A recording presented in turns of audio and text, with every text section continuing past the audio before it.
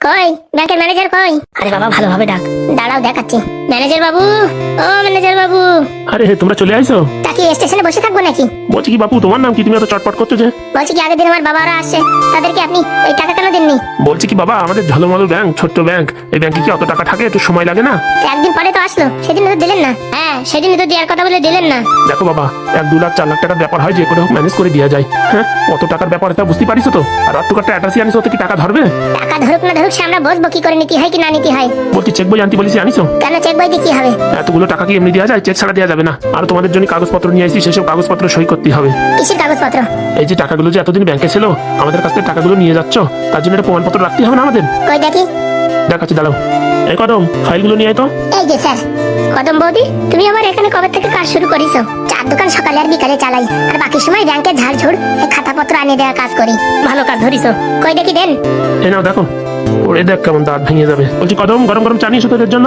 আচ্ছা স্যার, এক করে নিয়ে আসি। তার মানে তোর এই ফোন দিয়ে আমাদের কাছ থেকে টাকা ছিনিয়ে নিবি? দাঁড়া তোরে দেখাচ্ছি। বলছি পড়ে কিছু বুঝতে পারিস? হ্যাঁ হ্যাঁ বুঝেছি। কি বুঝিস? যা বুঝেছি তা বুঝেছি। বলছি আপনাদের বড় ম্যানেজার কই? এই ব্যাংকের ম্যানেজার আমি। আর আপনার সিনিয়র?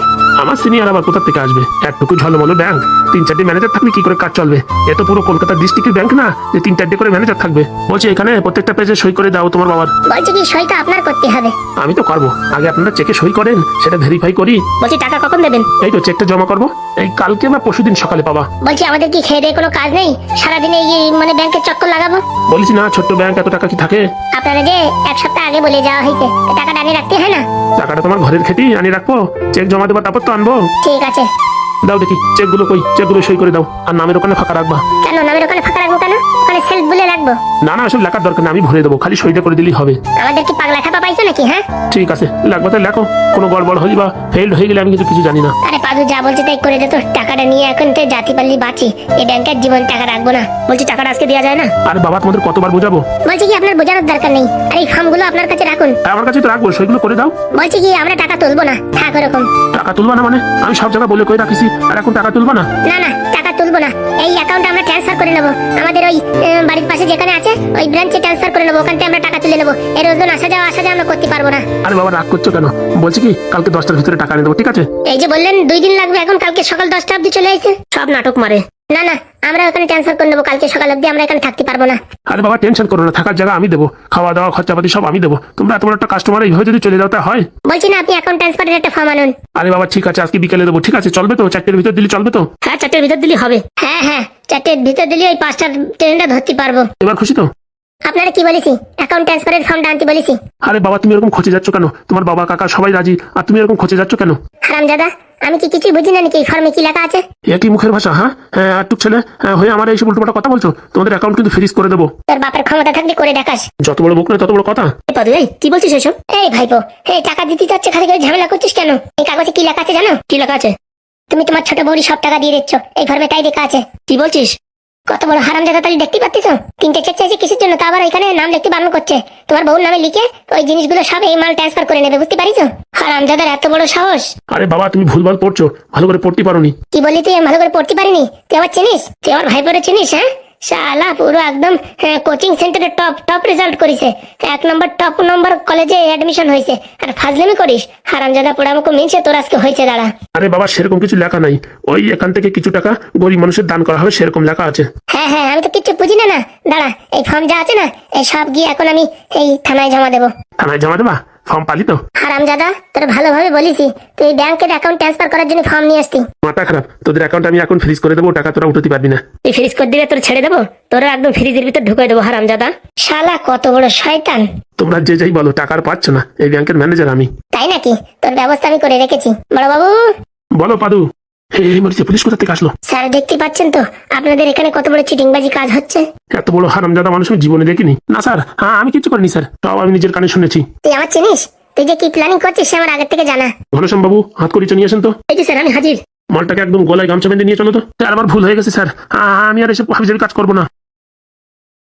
পাদু বাবা আমার ভুল হয়ে গেছে, আমার মাফ করো। শালা এত টাকার ঘাপলা করছিস, তোরে মাফ করবো? তুই আজকে হাজতে চল, শালা সর্ষের তেল লাগাই তোরে বাড়বো আজকে। পাদু তুমি ক্ষমা করে দাও। ক্ষমা? তোর চাকরি কি করে থাকে আমি তাই দেখছি, আর তোর ব্যাংক পুঙ্গার ভিতর ঢুকাই দেবো, দাঁড়া। বলছি স্যার কয় কাপ চা আনবো? চা আনার দরকার নেই, খেল খতম হয়ে গেছে। ও বাবা, এখানে পুলিশ আসলো কেন? তোমার ম্যানেজারে ধরে নিয়ে যাবে, ঘাপলা করিছে। এ বাবা, আমি 1 মাস কাজ করেছি, আমার কাজের টাকা সব চুলকে গেছে। বলছি পাদু, তোমার বাবার অ্যাকাউন্ট আমি এখনই ট্রান্সফার করাই দিচ্ছি, তুমি আমার বাঁচাও। তুই আগে ট্রান্সফার কর। হ্যাঁ এখনই করছি, 1 মিনিট সময় দাও। বলো কোন ব্রাঞ্চে দেবো? কলকাতা 7 স্ট্রিট, ওইখানে ট্রান্সফার করো। 7 স্ট্রিট, এই যে পেয়েছি। ওখানে তো আমাদের সবচেয়ে বড় ব্রাঞ্চ। ওই ব্রাঞ্চে ট্রান্সফার করো। হ্যাঁ এই হয়ে গেছে। এই হারামজাদা ম্যানেজার, আমার টাকাটা দিয়ে যেও। 1 মাস কাজ করেছি, হারামজাদা ম্যানেজার টাকা না দিতে পারে তো দেখ কি করি, চুল টেনে ছিঁড়ে দেবো। এই হয়ে গেছে। এখন তোমরা ওখান থেকে টাকা উঠাতে পারো, আমার ছেড়ে দাও। কোনো ছাড়াছাড়ি নেই। এতদিন পর্যন্ত যে চাকরি করেছিস, তোর অ্যাকাউন্টে যত টাকা আছে, তোর প্যান কার্ডের সাথে যা লিঙ্ক আছে, সব বাজিয়াপ্ত করা হলো। কি বলছেন স্যার? আমি যে মাঠে মারা যাবো, তোর নামে যা যা আছে সব সরকারের সব তার দখল করা হলো, আর তোর যাবজ্জীবন কারাদণ্ড হবে। না স্যার, কদিন আগে বিয়ে করেছি, এখন যাবজ্জীবন কারাদণ্ড হলে পারে কি করে হয়? বিয়ে করেছিস মানে?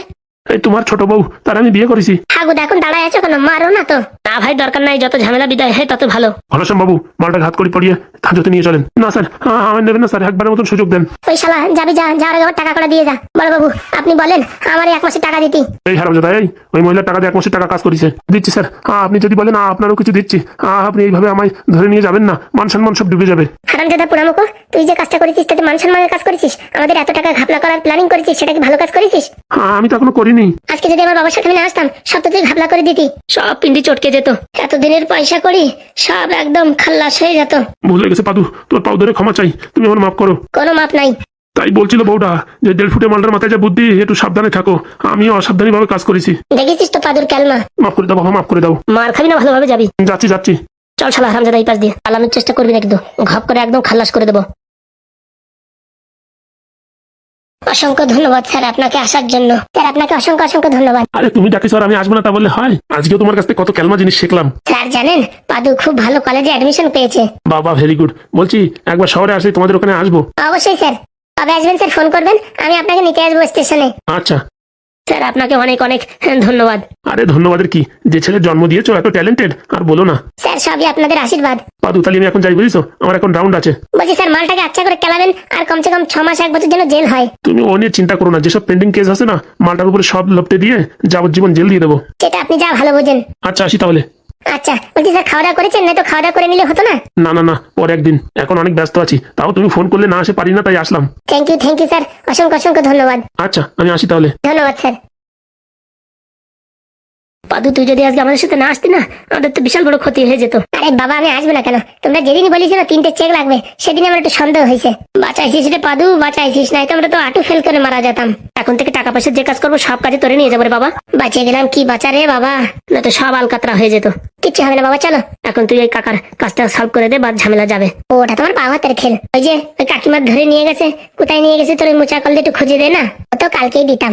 একটু কাকারও বোঝা উচিত, মোটামুটি ওনার ছেলে কত বড় ফাজলিমি করতে পারে। একটু যন্ত্রণা সহ্য করুক, তারপরে দেখাচ্ছি। না বাবা, বয়স্ক মানুষ, খালি খালি এসব করার দরকার নেই। না বাবা, সবকিছু একটু বোঝার দরকার আছে, না বুঝলে জীবনে চলার পথে অনেক ভুল হয়।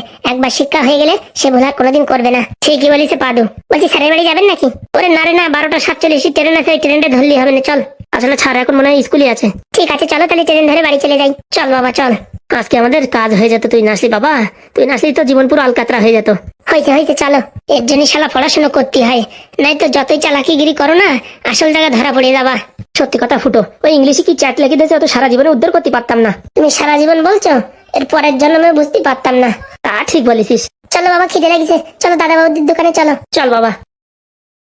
কি ভাবিস বন্ধুরা, ব্যাংকের ম্যানেজার টাকা ঘাপলা করে নিয়ে যাবে? অত সোজা? যেখানে পাদু দাঁড়িয়ে আছে সেখানে ফাজলে নেই, কোনো ক্যালমা হবে না, পিন্ডি চটকে দেবো।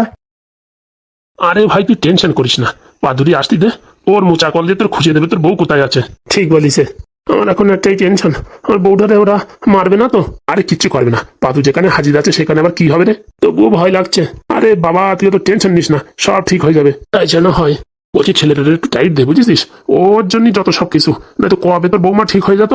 আর বলে না, আমি তো সবসময় ছেলেটার বকতে থাকি, কিন্তু আমার বউ লাই দিয়ে দিয়ে মাথায় উঠায়। তা যা বলিস, সব বাড়ির ওই একই অবস্থা। রান্নাঘরে রান্না করছে বাবা। ও গিনি, বলো স্বামী এসে গেছে বাজার করে, আনো আনো তাড়াতাড়ি আনো। আমি সবার ভাত হয়ে গেছে, এখন তরকারির জন্য তোমার জন্য বসে রয়েছি। নাও তাড়াতাড়ি বাজারটা নাও, ওখান থেকে ছুড়ে মারো, আমি ক্যাশ ধরছি। পারবা? তুমি মেরেই রাখো না। বাবা বিরাট ক্যাচ ধরলে তো। তুমি কি ক্রিকেট খেলতে? ওই একটু একটু। সত্যি মা, খুব সুন্দর ক্যাচ ধরেছো। বলছি আপনাদের কি চা দেবো? না না, চা দেওয়া লাগবে না, ভাত হয়ে গেলে একবার ভাতই খাবো। আর একটু সময় দাঁড়ান, হয়ে যাচ্ছে। আচ্ছা মা। যদি পৃথিবীর বুকে বউ হয় কারুর, সে হচ্ছে ঢ্যাবনার বউ। এরকম লক্ষ্মী মেয়ে আমি জীবনে দেখিনি। এসব অনেক জন্মের সাধনা, না হলে কি এরকম বউ পাওয়া যায়? একদম ঠিক কথা বলিস। আমার ছেলেটা এবার বিদেশ থেকে আসলে পরে বিয়ে দেবো, কিরকম মেয়ে পাবো তার কে জানে। বলছি ঢ্যাবনা, তোমার কি কোনো শালি টালি আছে? আগে না। বলছি তুমি বিয়ে করেছো কোন গ্রামে জানো? খালপাড়ে। ওখানের মেয়েগুলো কি সব এরকমই ভদ্র? তা আমি কি করে বলবো? একটু খবর নিয়ে তো, সামনের মাসে আবার ছেলে আসবে, ছেলেটারে বিয়ে দিতেই হবে। বলছি আপনার ছেলে বিদেশে থাকে, এখানে এসে এখানকার মেয়ে ছেলে পছন্দ হবে? হবে বাবা, তুমি যেরকম একটা বউ পাইছো না, এরকম একটা বৌমা হলি পরে আমার জীবন ধন্য।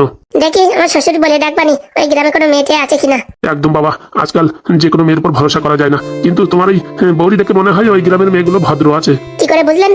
শোনো, যে এখানের পরিবেশ ভালো না হয় সেখানে মানুষজন ভালো হয় না, তো ওইখানে মানুষজন ভালো আছে বলেই তোমার বউটা ভালো হয়েছে। একদম ভুল কথা, কপালে না থাকলে কোনদিন ভালো মেয়ে পাওয়া যায় না। সেটা তো আছে, কিন্তু পরিবেশের গুণও আছে। কে জানে, আমি তো শত বুঝি না। বলো কিন্তু মনে করে তোমার শ্বশুরে। আচ্ছা। বলছি কি বান্ধবী আনিছিস? আনিছি। বলছি টাকা দে, সেদিনকে দিস না 5,000, ওই তো আরো 5,000। বলছি কি বান্ধবী, এখন আমার কাছে টাকা নেই বুঝেছিস, 2-4 দিন দাঁড়া, তোর ফোন পে মারছি। আমি এসব বাকিতে কাজ করি না বান্ধবী। আরে বাকি তোর কে বলছে? 2 দিনের ভিতরে টাকাটা পাবো, বুঝতে পারছিস? তখন তোর আমি দেবো, দিতে পারি, এটা সত্য আছে, 2,000 টাকা বেশি দিতে হবে। ঠিক আছে। বলছি দেখ, ঠিক 2 দিনের থেকে যেন 3 দিন না হয়। আরে পাগল, এটাই আমার কাছে শেষ চাল, এই চালে কাজ হবেই হবে। বলছি শোন, এটা একটু দুধের ভিতরে মিশিয়ে খাওয়াতে পারিস বা জলের ভিতরে মিশিয়ে খাওয়াতে পারিস, বুঝতে পারছিস? আচ্ছা। বলছি কারে কারে খাওয়াবি শুনি? ওই যে বিজয় আছে না, বিজয়ের মারে আগে খাওয়াবো। বিজয়ের মারে খাওয়াতে পারে, টাকা পয়সা পাবি কি করে? বিজয় পাগল হয়ে যাবে, যে করে হোক টাকা পয়সা জোগাড় করে আনবে। ওরে পাগলি শালি, তোর মাথায় বুদ্ধি আছে কেন? ওর মারে যদি খাওয়াস, ও কোথাতে টাকা আনবে? আর ওর বাপ টাকা কোনদিন দেবেই না। কিন্তু ছেলের যদি খাওয়াস, মা বুঝিস, যত কষ্ট হোক যেখান থেকে হোক টাকা জোগাড় করবেই করবে। কিন্তু ওর বাপ তো সব বিষয় সম্পত্তি সব ট্রান্সফার করে দিয়েছে অন্য কারোর নামে। শোন, ছেলের যন্ত্রণা মাই বোঝে, যেখান থেকে পারুক টাকা আনবে। তুই টেনশন করিস না, আমার কথা শোন, তুই বিজয়রে খাওয়া। ঠিক বলেছিস, বিজয়রে খাওয়ালি বিজয় পাগল হয়ে যাবে।